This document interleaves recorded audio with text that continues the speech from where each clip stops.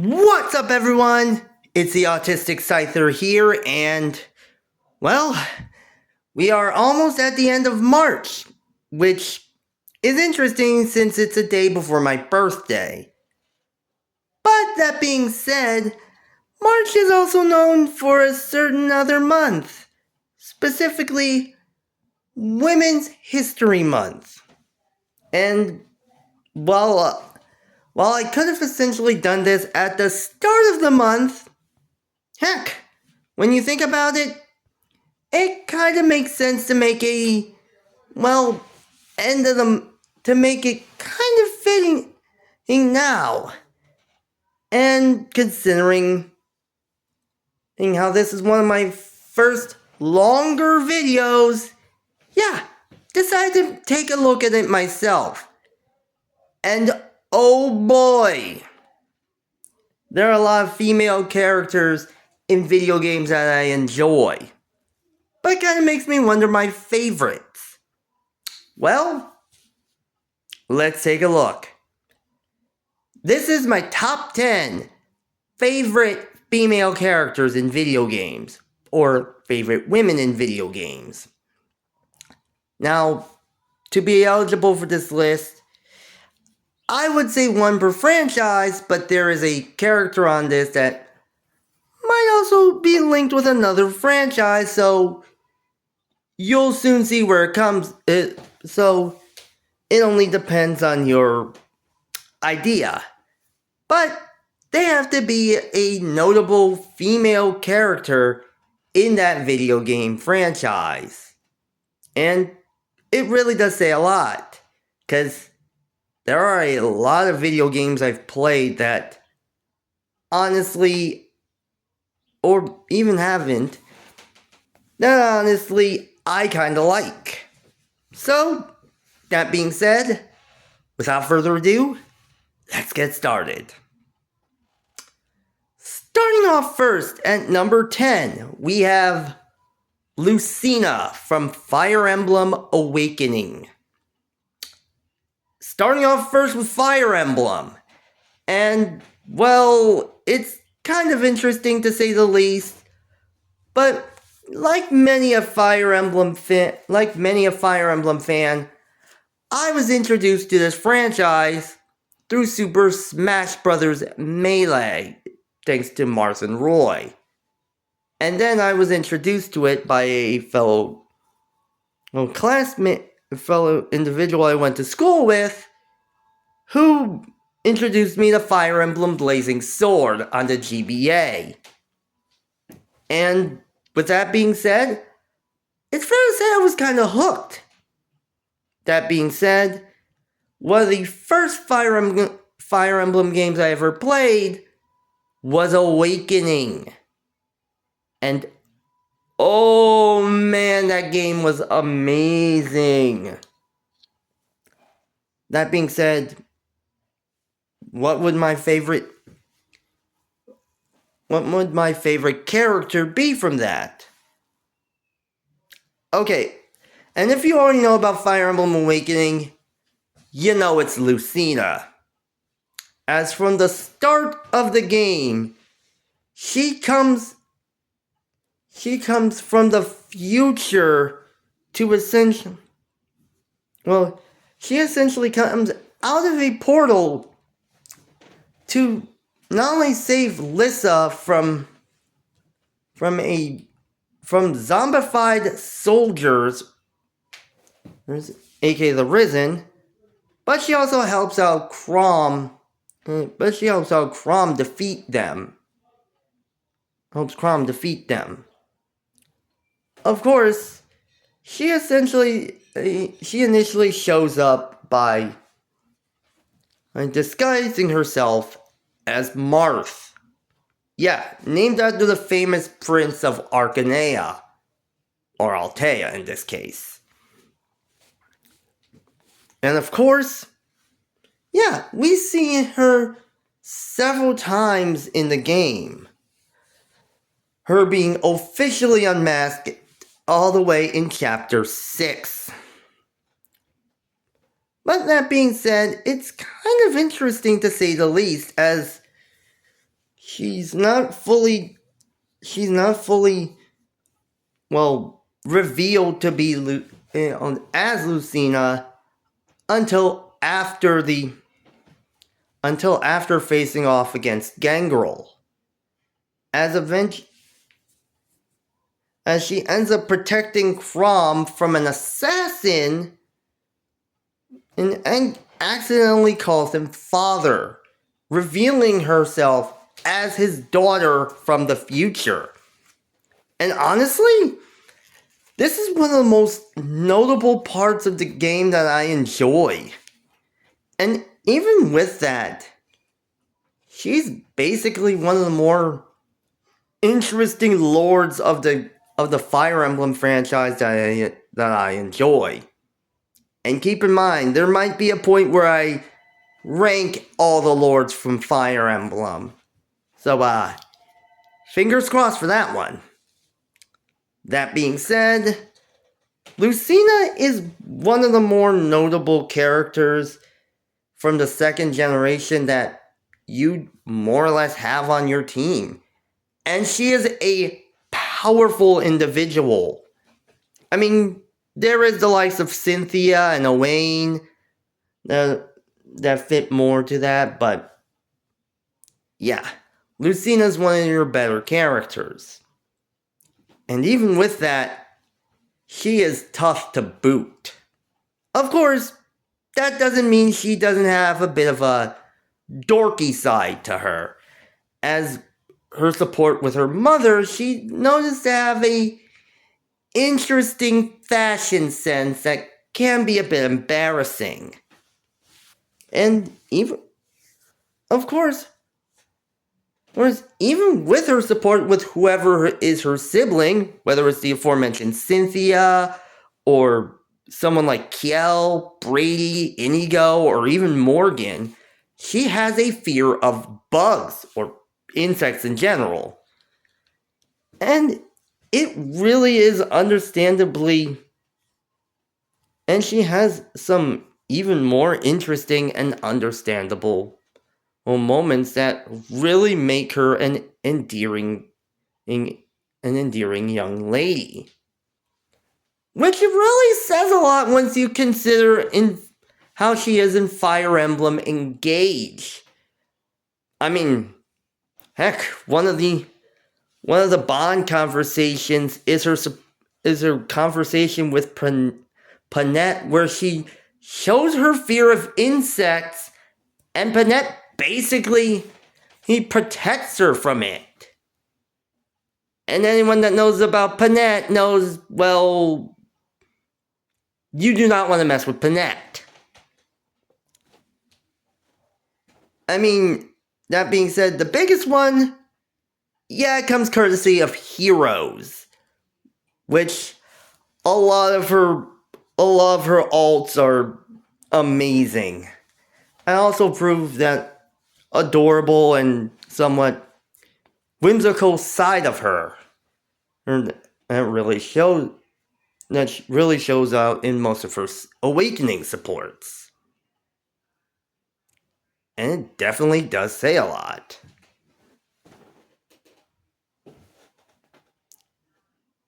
Honestly, the fact that Fire Emblem character is this low on the list, you know things are getting good. And also, you know things were kind of heated with this one. So, let's move on. Moving on next at number 9, we have Shantae from the Shantae series. Honestly, when it comes down to indie game characters, well, first off, what most people might not think of Shantae as an indie game, but honestly, it's one of those games that most people wouldn't have expected. And keep in mind, my first introduction to Shantae was through the version for the Game Boy Color when the 3DS eShop was up and running. I still have the game downloaded to my 3DS though, so there's that. Also, pray for me when I play through it next year. Yeesh. I mean, not next year, next month. Yeesh. But even with that, Shantae being the half-genie hero of Scuttletown is kind of an interesting character. I mean, not only is she protecting Scuttletown from the clutches of the Lady Pirate Risky Boots, but she's doing it, well, without recognition, without any form of, I guess I'd say, pay or sorts from the people of Scuttletown. Honestly, I don't know what's going on there. But even with that, the fact that I've played through somewhat of the first game and not the sequels in the series says a lot and is a little disappointing considering I need to play through all of them. But in fairness, it's something I'm working on. But even with that, Shantae was kind of a breath of fresh air for the, platforming or Metroidvania series as we know it. And this was even before I started playing through the Metroid franchise as a whole. But even with that, and every platforming character has their sort of interesting moments. I mean, Mario with his jumps, Banjo and Kazooie with their team attacks, Donkey Kong with his jungle hijinks and his partnering with Diddy or Dixie or even any of the animal buddies, and heck, even Conker with his, drunk antics.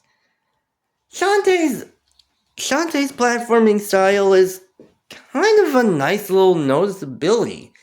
Not only is she able to whip her enemies with her hair, but she's also able to transform into many different animals or creatures utilizing her dance techniques, which are kind of fun to use. From the monkey, which is able to climb walls and jump higher or to reach higher platforms. The elephant, which can barrel through walls or barrel through enemies. The spider, which can climb up specific walls and walls using webs, kind of like a Spider-Man of sorts. I don't know where I was going with that, but let's keep it there. And then even the harpy, which can allow her to fly. I mean, and even with the later ones, she adds in the mermaid and the crab transformations, which are kind of interesting. And that being said, even with that, I really love her sort of, I guess I'd say, interactions with many of the other supporting characters in the game. From her interactions with Bolo, who is just kind of a Casanova, to say the least. And she's more or less just trying to snap him out of it. Out of that. To her friendship with Sky. To her friendship with Sky. And again, her tentative friendship with Roddy Cops. To the point there's even a point in a later game, Shantae and the Pirate's Curse, where it's discovered, I guess I'd say we end up meeting with a version of Roddy Cops who was alive, who wanted to become friends with Shantae only to push her away at times. And heck, even her interactions with her father figure, her Uncle Mimic, and Risky Boots herself are amazing. Honestly, granted, while Shantae's basically this low on the list because I've only played one game, again, I've only played one game in the series, it makes me excited to want to play the other games, so yeah. That being said, I gotta play through the first game. And again, it's gonna take some time to do so. But I finished Super Mario Land, so it's still possible. Moving on next at number 8, we have Pauline from the Donkey Kong franchise. Alright, remember when I said that there might be a character that might be a part of a specific franchise? Yeah, I was talking about Pauline. And in all fairness, considering how Pauline's made a surprise appearance in many of the Mario sports titles, many of the recent Mario sports titles like Mario Golf Super Rush, or Mario Strikers World Cup, or heck, even her recent playable appearance in Mario Kart World, or even when she made a surprise appearance as the mayor of New Donk City in Super Mario Odyssey, most people would more or less consider her as part of the Mario franchise. But in fairness, she made her first appearance in the original Donkey Kong from 1981. So, when she was originally kidnapped by the Big Ape, when she was originally kidnapped by the Big Ape, and she had to be rescued by Mario. So, technically, she would be considered a Donkey Kong character first and foremost. And it's especially interesting once you realize that the Donkey Kong of that game was actually Cranky Kong, the grandfather of the goofy, happy-go-lucky Donkey Kong that we know of. And sure, I could have used Dixie Kong as the playable character in this case, but in fairness, Pauline really does.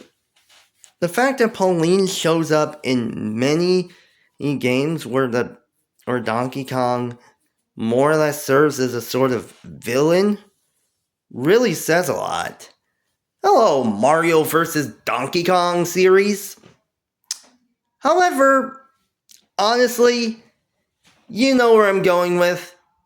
Donkey Kong Bonanza really adds some more personality to Pauline, as we're basically introduced to a younger form of Pauline who is trapped in the form of Odd Rock, and was only released with the power of thanks to the Bonanza power, which really does say a lot. And the fact that she was more or less kidnapped by Void Kong from New Donk City by Void Kong, with the hopes of him using her to reach the Earth's core. Yeah, it really does say a lot. But the fact that Pauline is willing, seeing Pauline and Donkey Kong's bond in that game is really heartwarming. And it's kind of a bit of a sibling bond when you think about it. Or, I guess when you think about it, it's kind of a nice little reference to the Iron Giant and Hobie and the relationship between Hobie and the titular robot, which is kind of amazing to say the least. Plus, that nice little reference to connection to Super Mario Odyssey, if you get like 100% completion, or you get like the good ending, is kind of awesome. Is kind of a nice little reference as well. So, yeah, Pauline definitely fits. And I kind of like it. Really says a lot. Moving on next, at number 7, we have Susie from Kirby Planet Robobot. Yeah. Honestly, at this point, I have played like 4 or, well, at least 5 Kirby games. So, honestly, it was kind of hard to figure out which character would have essentially gotten on this list. I mean, all fairness, I was this close to putting Adeline from Kirby 64 The Crystal Shards on the list. But honestly, I had to choose. It was Miss Susanna Patria Holtman, or as she's known as, Susie, on this list. Mainly because as much as I love Kirby and the Forgotten Land, I still love Kirby Planet Robobot from when I first played it. Namely because of the robotic aspect, the idea of a robotic invasion and the entirety of Dreamland being somewhat mechanized really speaks to my own nerdy brain. And honestly, while Susie more or less seems like she's against Kirby being a kind of villainous presence, she's an adorable character nonetheless. And this really says a lot since, spoiler alert for those who haven't played through Planet Robobot, she was one of the few characters who... She was basically the daughter of President Holtman. And honestly, she was eventually went missing, only to return later as somewhat of a robot. Only to return later. Of course, her father didn't know that, and he kind of lost his mind by that point. So, of course, she served him as his secretary, with him never knowing that his secretary was his daughter. And she is dedicated to Holtman, doing everything that she could to essentially make sure that his goals were met, singing the Holtman Company's song, or Holtman Company's anthem, as a sort of belief to, as a sort of dedication or belief to her, to their beliefs. And eating ice cream? Yeah, no joke, she loves ice cream. And even her boss battles are difficult yet fun. Especially since she shows up since she has her own business suit that she uses as a mech to try and batter Kirby. And yeah, I hate to utilize this to borrow this from the Green Scorpion, but it's basically like I am the blender, you are my breakfast. It's no chop chop, I have a meeting at 9. It's kind of fun. And not only that, I gotta say this, the fact she's shown up in Kirby that she's made a reappearance in Kirby Star Allies and the recent Kirby Air Riders is just... Yeah, Howl Studios it really proves that Howl Studios really loves this little lady. Again, almost more than Adeline.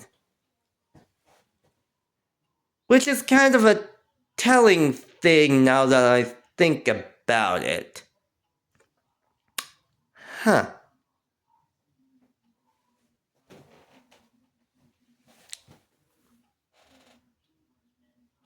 Wait a second.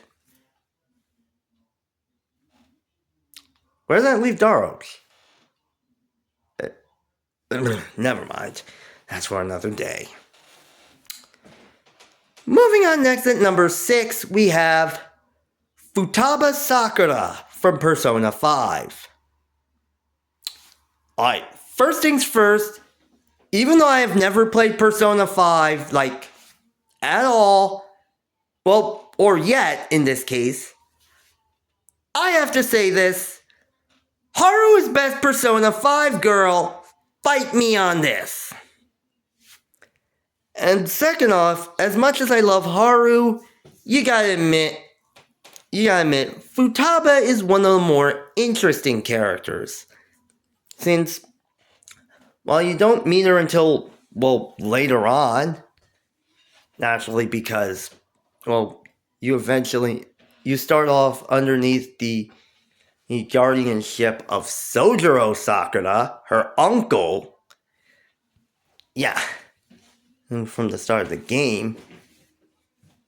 Yeah, it really does say a lot.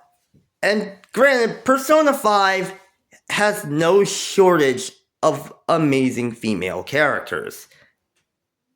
Actually, now that I think about it, Persona 5 and Persona 4 have no shortages of female characters. But that's neither here nor there. But that being said, Futaba is one of the more interesting characters since, when you think about it, she's basically a shut-in. And as more often than not, she spends her time in her room playing video games and watching anime. Something that I see myself in a lot. For those that don't already know, I'm on the autism spectrum. And naturally, when it comes down to it, I tend to essentially have a sort of gravitation towards characters that I basically discover are on the autism spectrum. Take Penny from Pokemon Scarlet and Violet, for example, since most of her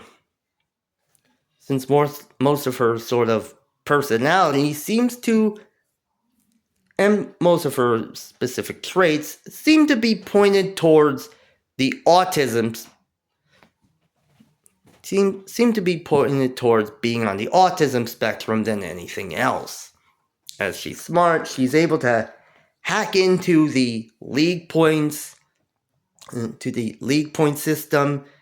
She has a love of Eevee and their evolutions.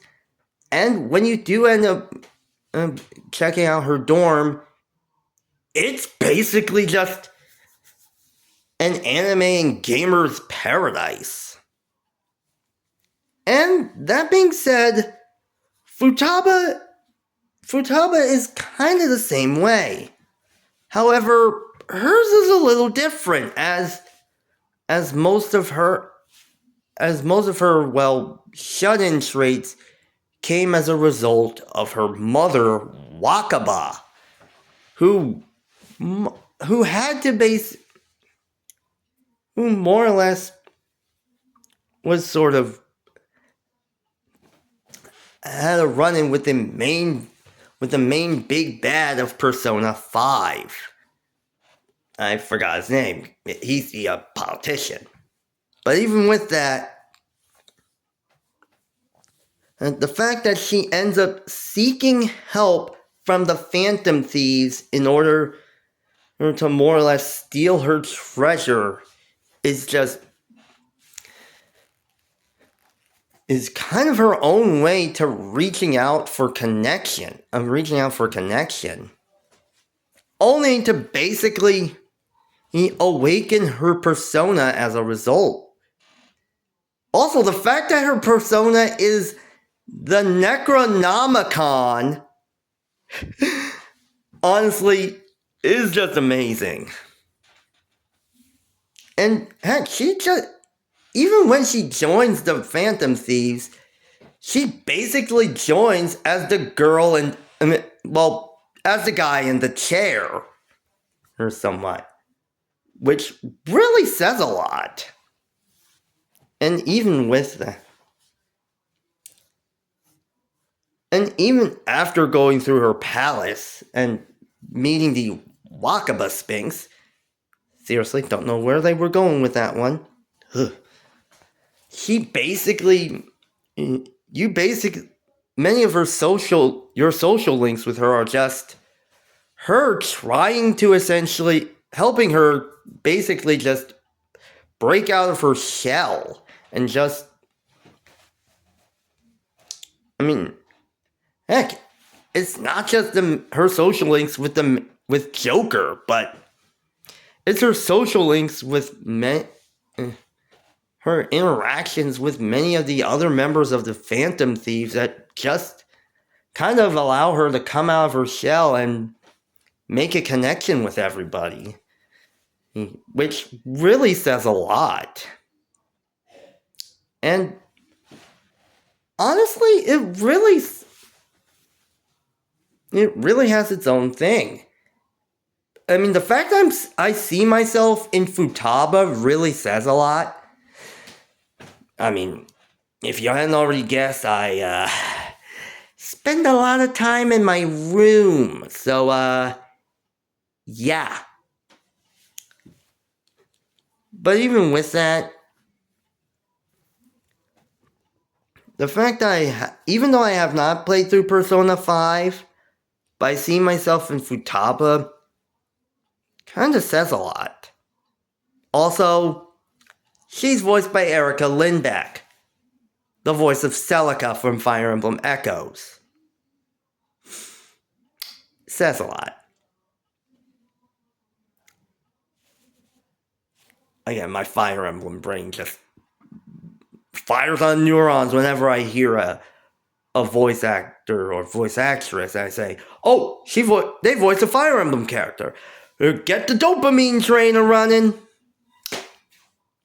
Yeah. If you can tell, I really love Fire Emblem. Yeah. Moving on next at number 5, we have Estelise von Hurison from Tales of Vesperia, or as she's known as, Estelle. Yeah, this is another one that I haven't played that much of. But but I'm gonna, as much as I've pointed out, I have played a bit of Tales of Vesperia, but I haven't gotten that far, thanks to the first battle against Zagi.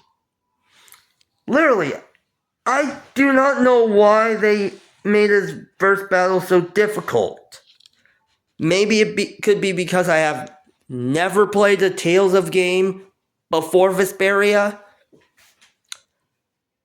But even with that, many Tales of characters I had a hard time choosing because there are a lot of characters I considered. You have Colette, who is the quintessential Tales of girl, especially considering her friendship and relationship with Lloyd. Pascal from Tales of Graces, who is one of my favorite characters due to being just flat out hilarious. And then there's Elise from Tales of Xillia, who is just so adorable that she needs to be protected at all costs. But yeah, in all fairness, Estelle really does make some sense, since she's basically a princess. Who, again, spoiler alert, is revealed to be a Lunarian. Granted, while I haven't played through Tales of Vesperia, I have seen and am currently watching Masayanella's Let's Play of Tales of Vesperia. Shout out to her for that. And honestly, I really like Estelle's entire personality, as she serves the kind, caring princess aspect, but she also can be kind of, I guess, naive, as when she essentially starts off by joining Yuri, she does so while searching for Flynn. While looking for Flynn, since she has to bring a message to him. And honestly, it really does say a lot, considering how Yuri also has a sort of connection to Flynn. Yeah, the fact they both essentially work together to find him. But even with that, throughout the series, she's had a lot of interesting efforts. I mean, not only did she come up with the name of their guild, the Brave Vesperia, but she's also willing to help out anyone, no matter who they are, including healing people who need to be healed. And she's a solid fighter. I mean, granted, she's a solid fighter, considering how she's a healer. But she has a sword. But she does gain access to a sword later on, so yeah. It really says a lot. And even with the weird thing, I mean, heck, I haven't seen most involving her being revealed as a Lunarian. You can see it through her interactions with Rapide, where she basically constantly tries to get him to give her his paw, or make a positive rapport with Rapide, only for him to basically be wary of her. Almost like he knows that she's a Lunarian, which says a lot. Also in Project X Zone 2, since she shows up as a sort of support character in the game, she's basically taken hostage by M. Bison, and for her abilities, which is kind of crazy.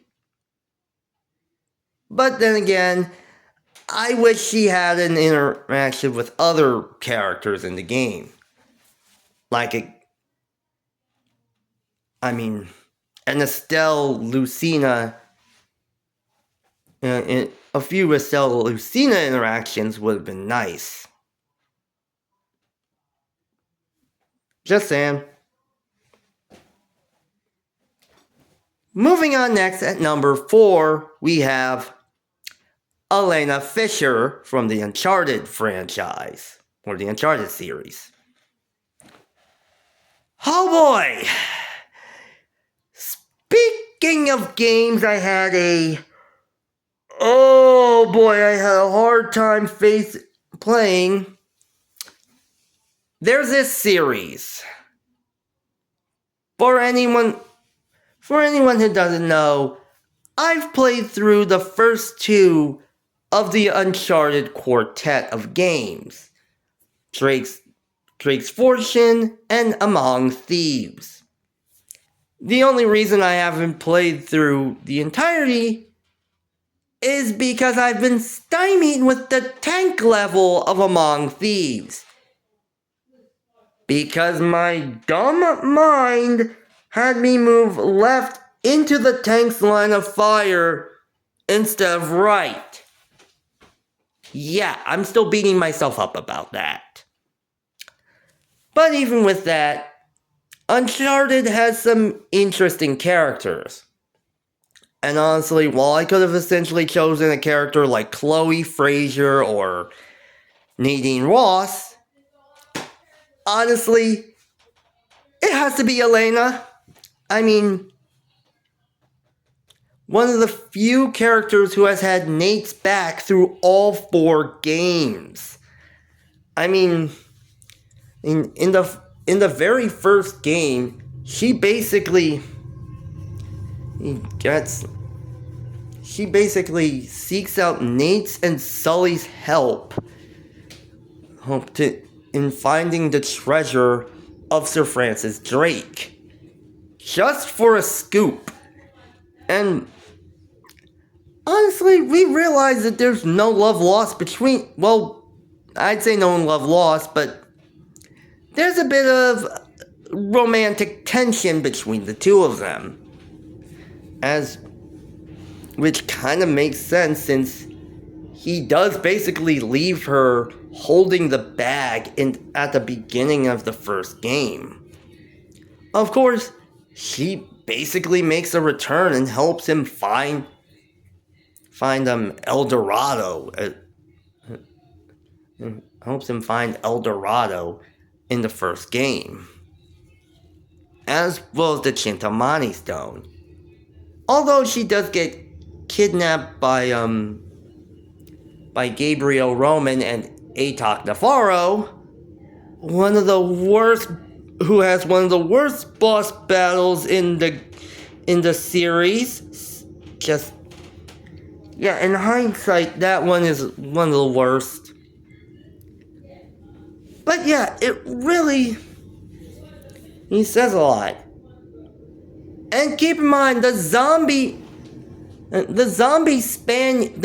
mutant zombie Spaniards from the first game scared me so much that I screamed so loud. That caused me to scream so loud that my mom had me turn off the game because of it. That's how scary those things were. But even with that, she basically sticks by Nate's side, making a surprise appearance in each of the games afterwards. I mean, Among Thieves, she basically ends up showing up,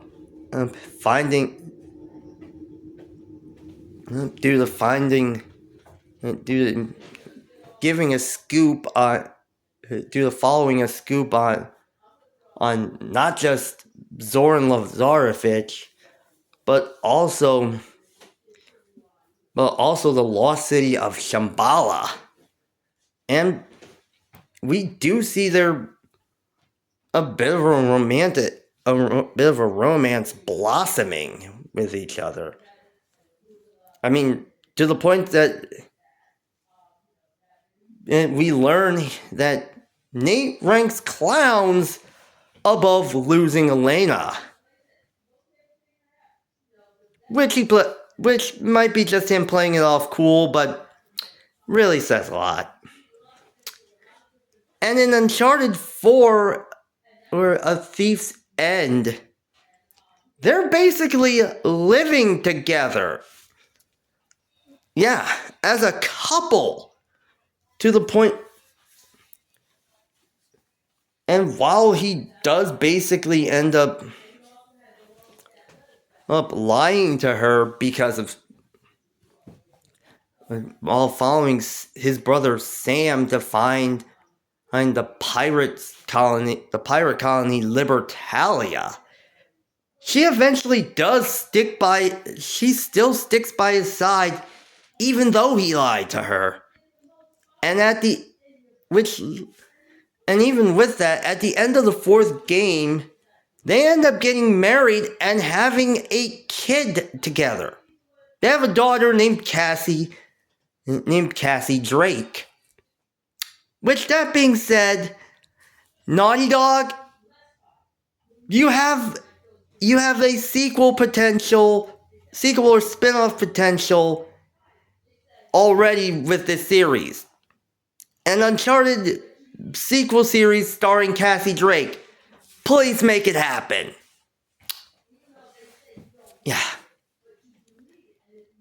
Either way, and with all that, Elena proves to be one of my favorite female characters, bar none, in video games. Which really says a lot.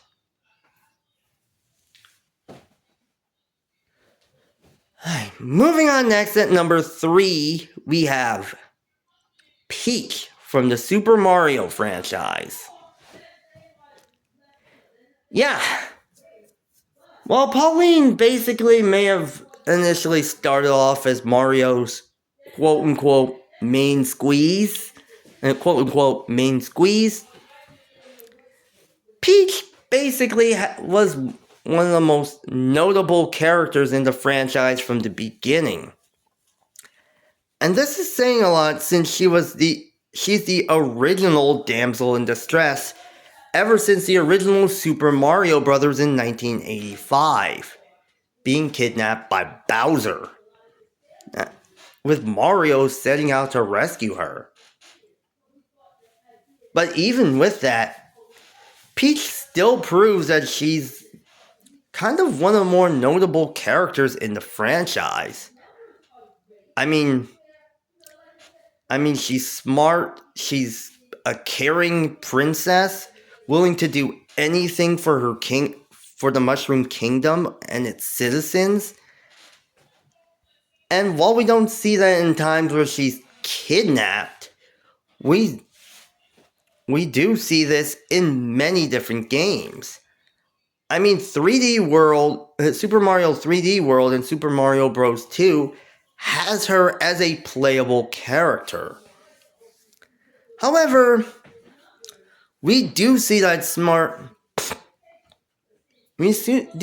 intelligence and resourcefulness come to mind in many of the spin-off titles.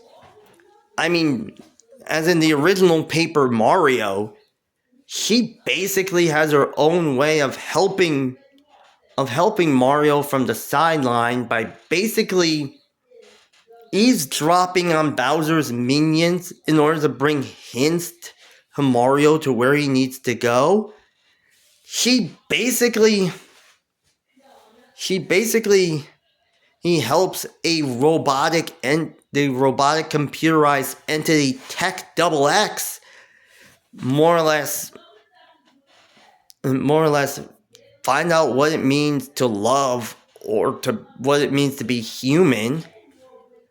In Super Paper Mario, she joins Mario on his journey in order to save their dimension from Count Black and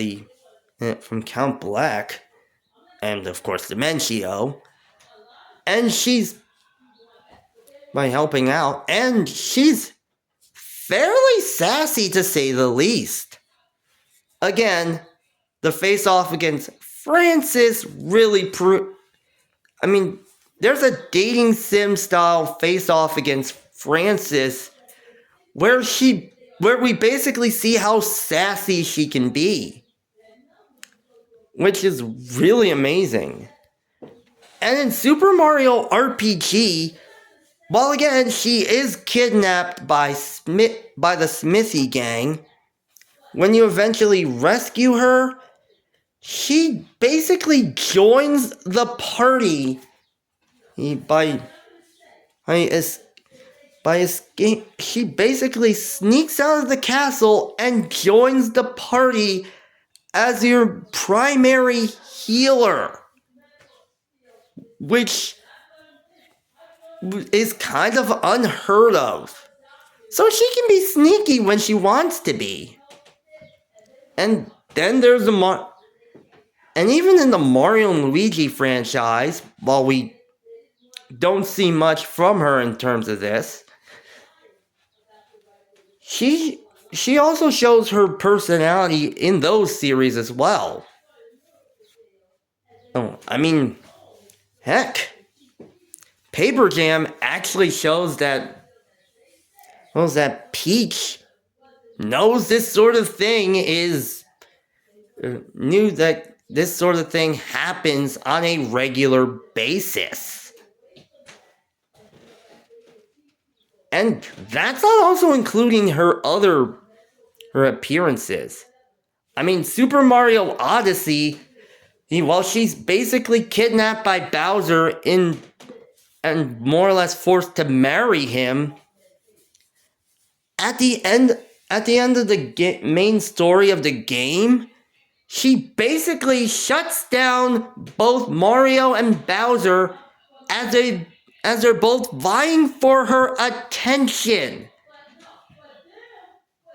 Yeah, no wonder basically Nintendo are trying to play off Mario and Peach's relationship as just friends. Yeesh. And even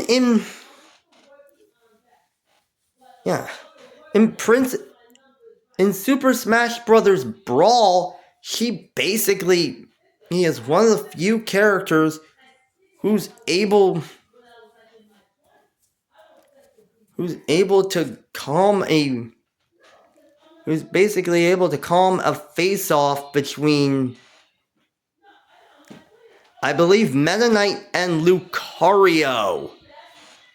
To calm a battle between Meta Knight and Lucario with T, and Princess Peach Showtime, her main solo outing since Super Princess Peach, she's able to show that she can fight for herself, as we've seen her fighting with a sword, as she's shown her skill with a sword, her detective skills, her skills as an ice skater, a ninja, a superhero, a cowgirl, or cowboy, or what have, a cowgirl, and a baker. Yeah, I don't know that last one, but then again, she did mention that she ended up having a cake made for it. We do see her baking skills in Super Mario 6, hear mention of her baking skills in Super Mario 64, so, I guess that's canon. But either way, yeah, Peach has shown a sort of amazing effort that proves her as one of the best characters, bar none. But the fact she's number 3 means there are 2 others ahead of her, so, yeah. Sorry, Peachy, you're at the third. You get the bronze medal. Moving on, next at number 2, we have Zelda from the Legend of Zelda franchise. Yeah. If there's ever... While Princess Peach does take the bronze medal, kind of makes sense that the other notable damsel in distress princess would basically be somewhere on this list. And being someone who was essentially initially introduced to the Zelda franchise with Ocarina of Time for the N64, a game that I'm currently playing on the Nintendo Switch Online system, it really says a lot once you realize how iconic she is. And even with that, considering how he's kidnapped by Ganondorf because of the Triforce, really says a lot. But we do see a lot of her resourcefulness. But as much as Peach is known to be kind and caring to the people of the Mushroom Kingdom, and has shown her resourcefulness from time to time, Zelda definitely shows that resourcefulness. As from Ocarina of Time, she basically she was shown to be wary of Ganondorf ever since she was a kid. Yeah. And it was thanks to her that Link ended up getting the titular Ocarina of Time. Of course, while Ganondorf does end up taking over, when he did take over, yeah, she basically hid her identity as the Sheikah ninja Sheik. And honestly, she helped him from the shadows, only getting captured by Ganondorf when she revealed her identity to him. So, yeah. And that's not the only time she helps out, as she shows a lot of personality in many of her games. I mean, in Wind Waker, she is an absolute font of sass as the pirate captain Tetra, who you essentially end up mounting a rescue of at the beginning of the game, which of course leads to Link's younger sister Arl getting kidnapped herself. And honestly, more often than not, Tetra's enjoyable as a sassy individual. Of course, you don't know that Zelda is Tetra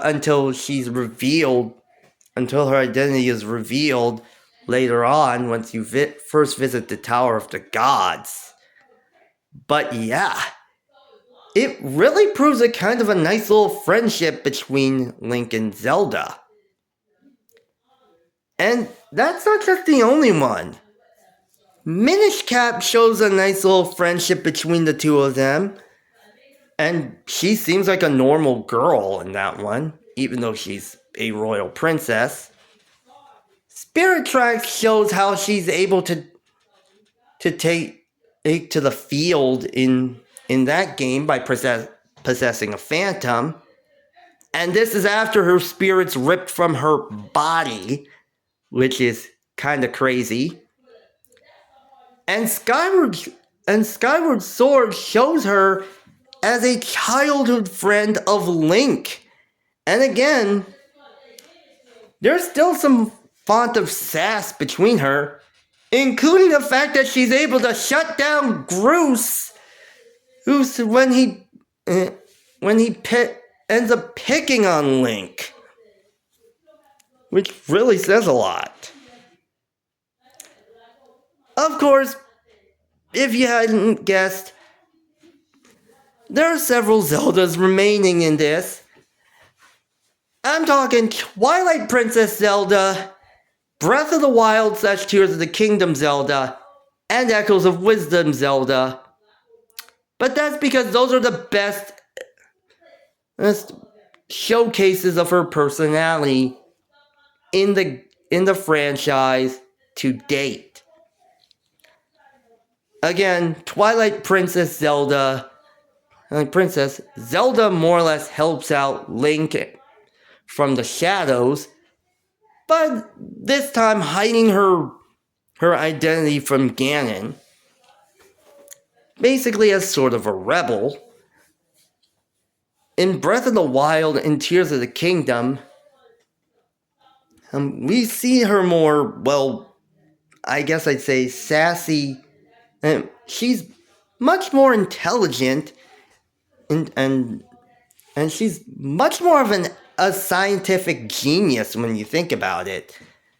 I mean, to the point that she shows a bit of, well, distrust towards Link, which really says a lot. And then there's, of course, our friendly neighbor.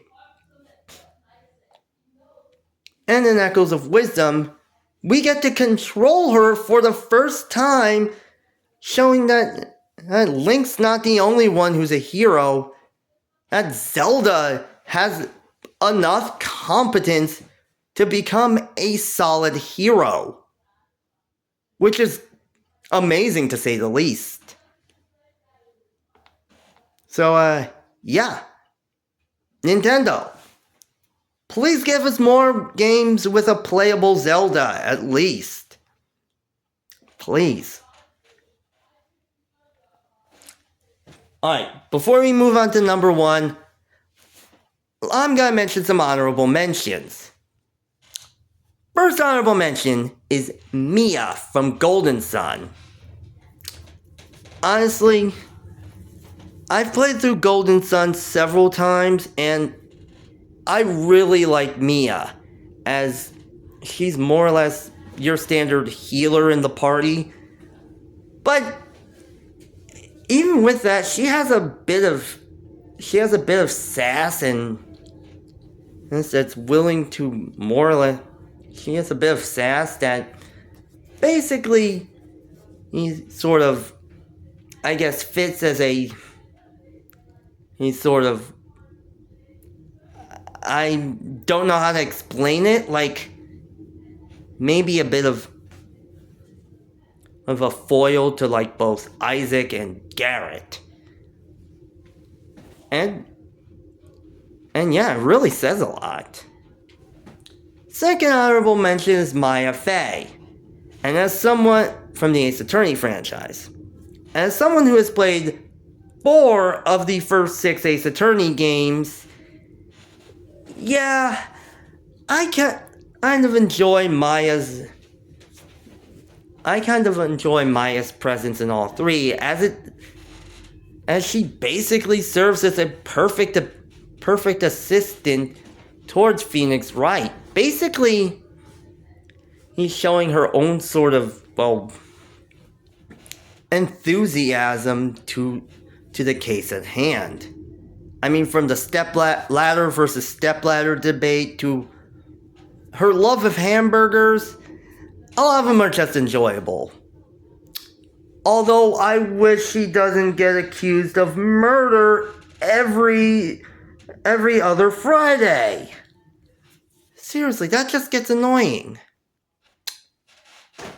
Honorable mention number 3 is Roll from the Mega Man franchise. And yeah, if there's ever a character that fits as a sort of assistant, it's Roll. And again, I'm talking about, there's a lot of aspects to Roll that makes her enjoyable.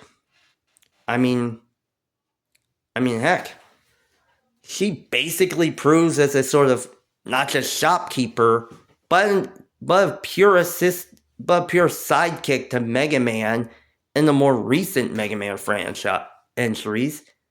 And keep in mind, I've played through Mega Man 8 a lot, so there's that. But even with that, I really enjoy. And there's also not mentioning Roll Casket from Mega Man Legends and Roll.exe from Battle Network series, who are enjoyable as well.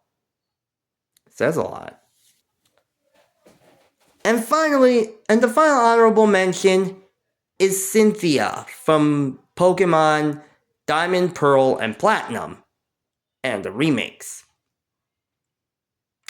Okay, for those that have played the main Gen 4 games, if you know, you know. Yeah. I think anyone who has played the Gen 4 Sinnoh games and their remakes, they know how difficult she is. They know how challenging she is as a champion. And honestly, that piano theme, that piano riff can give anyone PTSD. Yeesh. Finally, at number 1, we have Tara Branford from Final Fantasy VI. Yeah. Honestly, when it comes down to it, a lot of characters tend to have their own favorite. And honestly, Final Fantasy's given us a whole host of iconic characters. Like Yuna from Final Fantasy X, Aerith and Tifa from Final Fantasy VII, Rinoa from Final Fantasy VIII, Garnet from Final Fantasy IX. Just a lot of them. However, I had to go with Terra, since from the start, she's an interesting character since you basically control her as a member of the Gestalt Empire underneath their control, being seen as a witch. However, as it turns out, she's basically an interesting character since she's one of your main mages. And that's even saying a lot when you consider this game also gives us Celes Share. However, in fairness,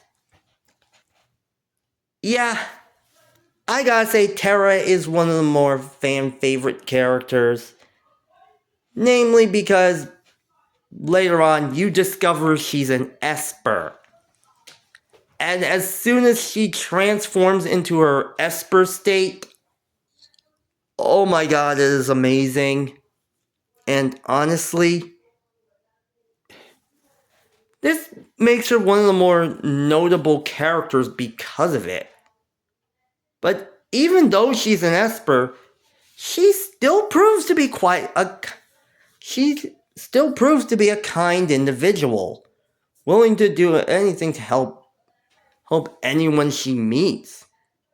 I mean, after Kefka wins basically the first time and destroys the world, as soon as you find Terra, you see her basically taking care of orphaned children because she feels guilty and responsible for their parents' deaths.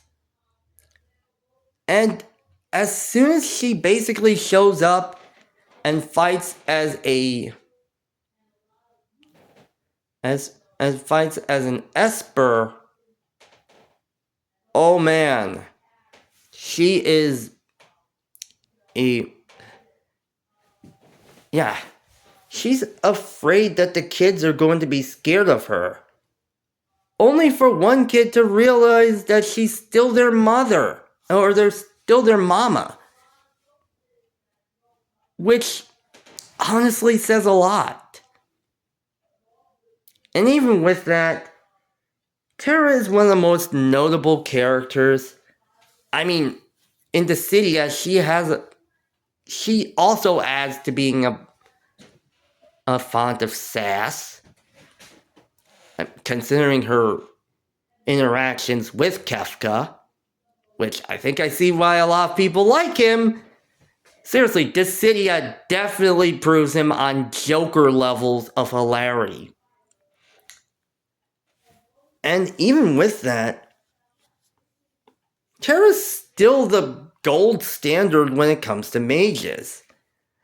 Never mind the fact that Rydia also proves from Final Fantasy IV also shows that, and she spent some time in the Fey March. But yeah, Terra's still one of the few characters that is well known to be iconic in the franchise.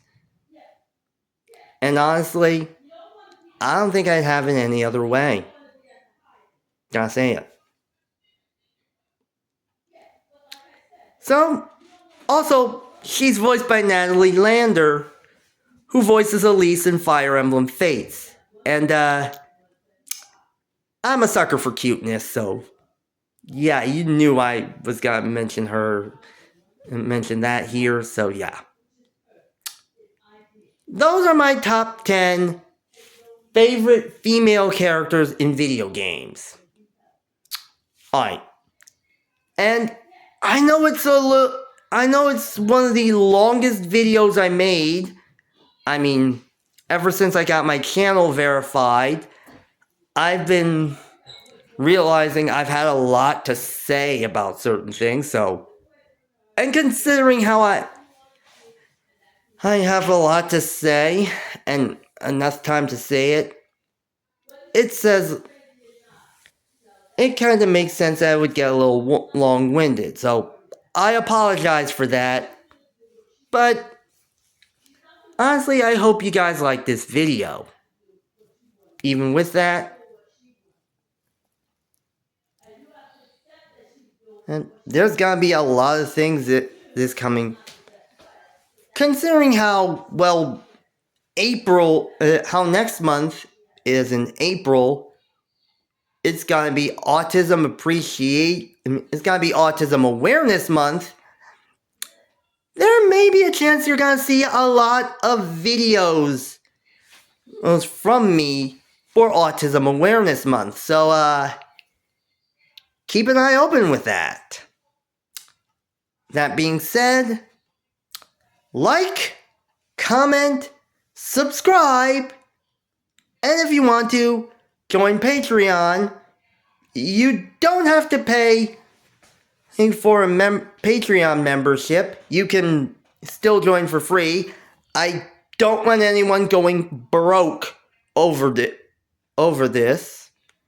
Just, if you want to join my Patreon for free, it's on there.